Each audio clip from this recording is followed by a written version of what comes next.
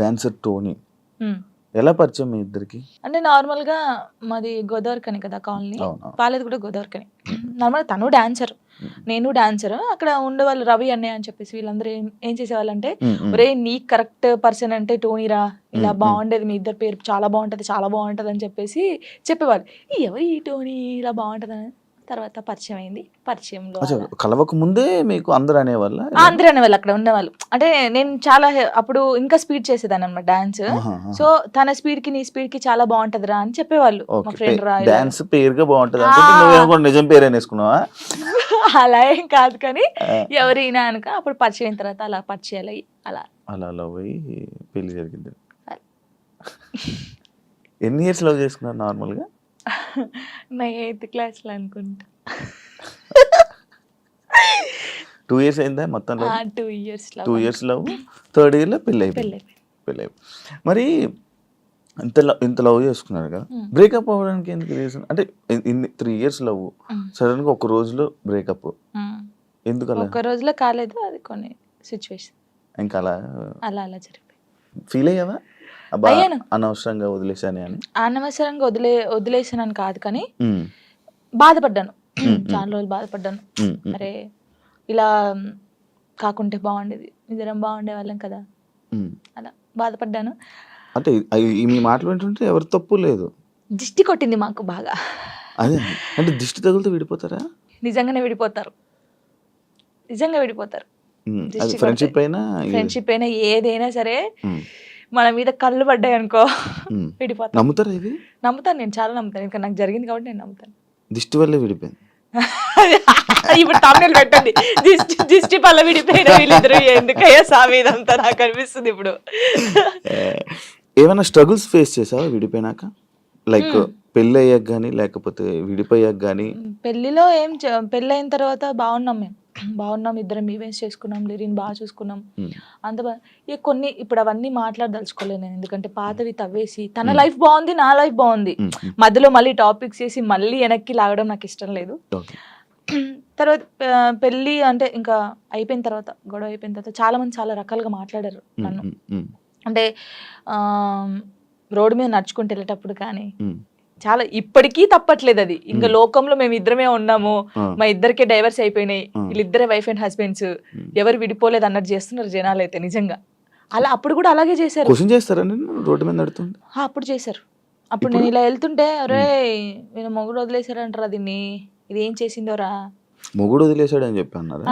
ఇలా వదిలేసిన తర్వాతనే కదా నాకు ఎక్కువ అలా అలా చాలా స్ట్రగుల్స్ పడ్డాను. ఎవరున్నారు నీకు సపోర్ట్ గా అప్పుడు? Mummy daddy. అమ్మ నాన్న ఏమన్నారు? మా మమ్మీ డాడీ అసలు, మా డాడీ గురించి ఎత్తనే ఏడిపోతుంది నాకు. అంటే మా డాడీ ఎలా అంటే, వీళ్ళకి ఎలా ప్రేమ చూసుకోవాలో తెలియదు మా మమ్మీ డాడీకి. ఫస్ట్ ఆఫ్ ఆల్ మా డాడీ గురించి నేను ఎప్పుడు ఎక్కడ మాట్లాడలేదు. ఇక్కడ అంటే అందరూ లవ్ యూ డాడీ, ఇప్పుడు ఈ జనరేషన్ లో అప్పుడు అంటే అప్పుడు వాళ్ళకి తెలియదు. ఇప్పుడు మనం ఏడ్చినా ఎందుకు ఏడుస్తున్నాం, ఇది కావాలా ఇట్లా. ఫస్ట్ మా డాడీకి సారీ అని చెప్పాలని ఉంది గట్టిగా, హగ్ చేసుకొని. కానీ ఆయనకి ఆ ఫీలింగ్స్ ఉండవు, అంటే తెలీదు. చెప్పినా కూడా ఎందుకు ఏడుస్తుందో అంటాడు. మా మమ్మీ కూడా అంతే. నేను లవ్ మ్యారేజ్ చేసుకొని వెళ్ళిపోయినప్పుడు కూడా చిన్న మాట అనలేదు నన్ను, చిన్న మాట.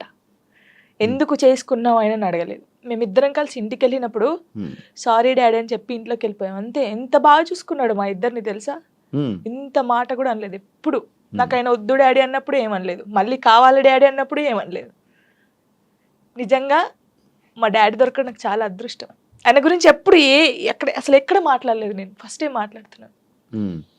ఐ లవ్ యూ డాడీ అంతే. అంటే ఒక అమ్మాయికి ఒక డాడీ సపోర్ట్ ఎంత ఉండాలో కానీ నాకు మా డాడీ ఫ్రెండే. ఇద్దరం కూర్చుంటాం, మాట్లాడుకుంటా ఉంటాం బాగా. రాత్రి కూర్చుంటారు, తాగుతా ఉంటాను నేను, పోస్తా సిట్టింగ్ చేసుకొని కూర్చొని మంచిగా మాట్లాడుతా ఉంటాను. మా డాడీ నాకు ఎప్పుడు ఫోన్ చేయడు, మా మమ్మీ డాడీ అసలు నాకు ఫోనే చేయరు. ఒక అమ్మాయిగా బయటికి ఇంత తిరుగుతానా అంటే వాళ్ళకి తెలియదు, ఏం చేస్తున్నావు ఎక్కడున్నావు అయిపోయింది, అసలు ఫోనే ఉండదు. తనకు తెలుసు 3 months ఒకసారి మా డాడీ ఫోన్ చేస్తే ఏడుతాను ఫుల్, స్క్రీన్ షాట్ పెట్టి స్టేటస్ పెడతాను, మా డాడీతో ఇంతసేపు మాట్లాడాను. మొన్న నార్మల్ గా ఏడుపు వచ్చేస్తుంటది నార్మల్, లేకపోతే ఒక టాపిక్ ఇక్కడ పెయిన్ ఉంటది కదా, ఇప్పుడు డాడీ గురించి తీసినాకనే పెయిన్ వచ్చింది. అవును, మా అవును. డాడీతో నేను అంత ఉన్నాను, మా డాడీతో టైం స్పెండ్ చేయలేకపోతున్నాను. ఉమ్, నాకు మా డాడీ లిరి ఉమ్. చాలా, వీళ్ళిద్దరు పేరు ఎత్తే నేను ఏడ్చేస్తాను ఫస్ట్. మీ అబ్బాయి అంత ఇష్టమా మీ అబ్బాయి అంటే? చచ్చిపోతాను, వాని కోసమే బతుకుంది నేను. ఇప్పుడు కొన్ని రోజులు అయిన తర్వాత మీ అబ్బాయిని పంపించాలి, నాన్న దగ్గర పంపించాలి అని అంటే పంపించరు. అంటే యాక్చువల్ లా ప్రకారంగా నార్మల్గా కొన్ని ఇయర్స్ అమ్మ దగ్గర, ఇన్ని ఇయర్స్ అని అమ్మ దగ్గర ఉండాలి అని చెప్పి. మీరు అలా అంటే నాకు గుండె అయిపోతుంది. లేదు, జనరల్గా అడుగుతున్నా. లిరి వెళ్ళడు, అమ్మ కాడే ఉంటా అని చెప్తాడు. షోరా? షూర్.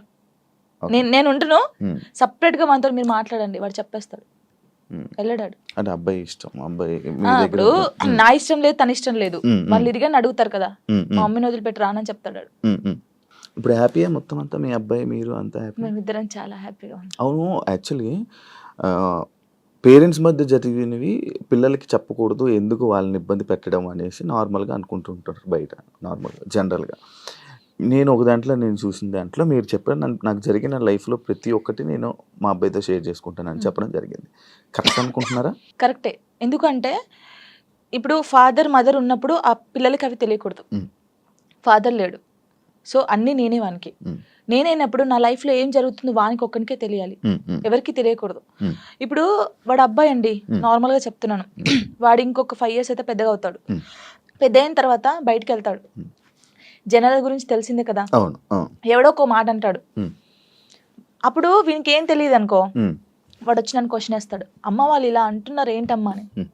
వీనికి అన్నీ తెలిసాయి అనుకో, మా మమ్మీ గురించి నాకు తెలుసురా, మీరేంట్రా అనేది, వెళ్ళండి రా అంటాడు. దానికి దీనికి ఎంత ఉంది? సో నా కొడుక్కి నా లైఫ్లో ఏం జరిగింది, ఏం జరగబోతుంది అన్నీ తెలియాలి. నేను వానికి అన్ని షేర్ చేసుకో, నాకెవరున్నారు ఇంకా షేర్ చేసుకోవడానికి, వాడు ఒక్కడే ఉన్నాడు. సఫర్ అవ్వడా అసలు వాడు నాకు ధైర్యం చెప్తాడు తెలుసా. అవునా? చాలా లిరిని చూస్తే మీరు అలా ఉన్నారు, కానీ చాలా మెచ్యూరాడు, చాలా. మీ తెలివితేటలు ఎక్కువ వచ్చినట్టు బాగా. అసలు వాడు వానితో మాట్లాడితే మీకు అర్థమవుతుంది, అంత బాగా మాట్లాడతాడా? అంత బాగా మాట్లాడతాడు. నాకు ధైర్యం చెప్తాడు నేను ఏడుస్తే. ఎందుకు ఏడుస్తారా అలా? ఇంకా మరి బాధ వచ్చినప్పుడు ఎవరికి షేర్ చేసుకోవాలి? ఇప్పుడు బయటకు వెళ్తాం, షూట్స్ చేస్తాం, కొందరు మంచిగా మాట్లాడతారు, కొందరు చెడుగా మాట్లాడతారు.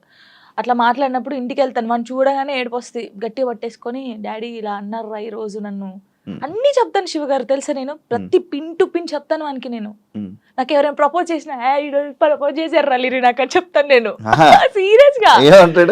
ఎవడాడు అంటాడు, ఎవడాడు అంటాడు, నాకు నచ్చలేదు రలీరి అని చెప్తాను నేను. ఉండేలే అప్పుడు, చెప్పకూడదు పేరు, నార్మల్ గా అంటే ఎవరికైనా ఉంటారు, నేను కూడా మనిషినే కదా, నాకు కూడా క్రష్ ఉంటారు. నాకు అనుష్క అంటే క్రష్, హీరోయిన్ మీరు హీరోయిన్ నార్మల్ గా ఒకరంటే ఇష్టం ఉండే.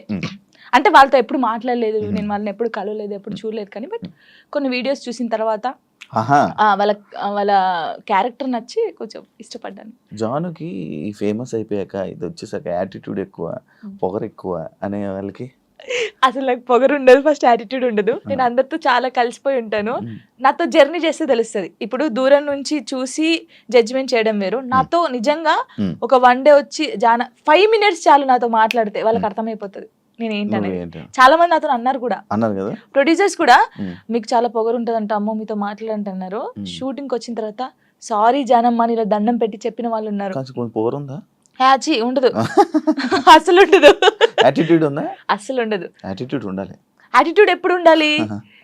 సందర్భం బట్టి ఉండాలి. ఎప్పుడు పడితే అప్పుడు ఉండదు. కొంచెం అంటే ఒకవేళ వేరే రకంగా, ఒకవేళ నన్ను ఎవరైనా అన్నప్పుడు మంచి రకంగా అన్నప్పుడు అప్పుడు వాళ్ళకి మాట్లాడేటప్పుడు యాటిట్యూడ్ వస్తుంది. నేను ఇది కాదు అలా వస్తుంది కొంచెం, అంతే. ఎందుకు యాటిట్యూడ్, ఎందుకు పొగరు అవసరం లేదు. ఈ రోజు ఇంత ఉందాం, తర్వాత ఇంత అవుతాం, కానీ మనమైతే ఎప్పుడు అలాగే ఉండాలి, అది నమ్ముతాను నేను. ఎలా ఈటీవీ వాళ్ళు నిన్ను ఎలా కాంటాక్ట్ అయ్యారు, ఎందుకు కాంటాక్ట్ అయ్యారు? మనకి ఎందుకు కాంటాక్ట్ అయ్యారో తెలియదు. మనకు కాల్ వచ్చింది. కాల్ వచ్చినప్పుడు నేను బయట ఉన్నాము, టూర్కి వెళ్ళి ఉండి 24th అన్నారు. అప్పుడు ఒక డేట్ చెప్పారు. సారీ అండి నేను రాలేను, నేను టూర్కి వచ్చాను, నేను రావడానికి కుదరదు, ప్రాక్టీస్ కూడా ఆ టైంలో చేయలేను కదా అని చెప్పేసి వదిలేసాం. సరే అండి ఓకే అని కట్ చేశారు. మళ్ళీ నేను హైదరాబాద్ వచ్చిన తర్వాత మళ్ళీ కాల్ వచ్చింది, లేదండి మీరు కంపల్సరీ కావాలి అని అన్నారు. ఓ నీ అమ్మ, మళ్ళీ వచ్చింది కదా, మంచి ఛాన్స్ కదా, మన డాన్స్ కూడా మన టాలెంట్ అనేది అక్కడ చూపించచ్చు కదా అని చెప్పేసి ఓకే అని చెప్పాను, ఆఫీస్కి వెళ్ళాను. ఓకే.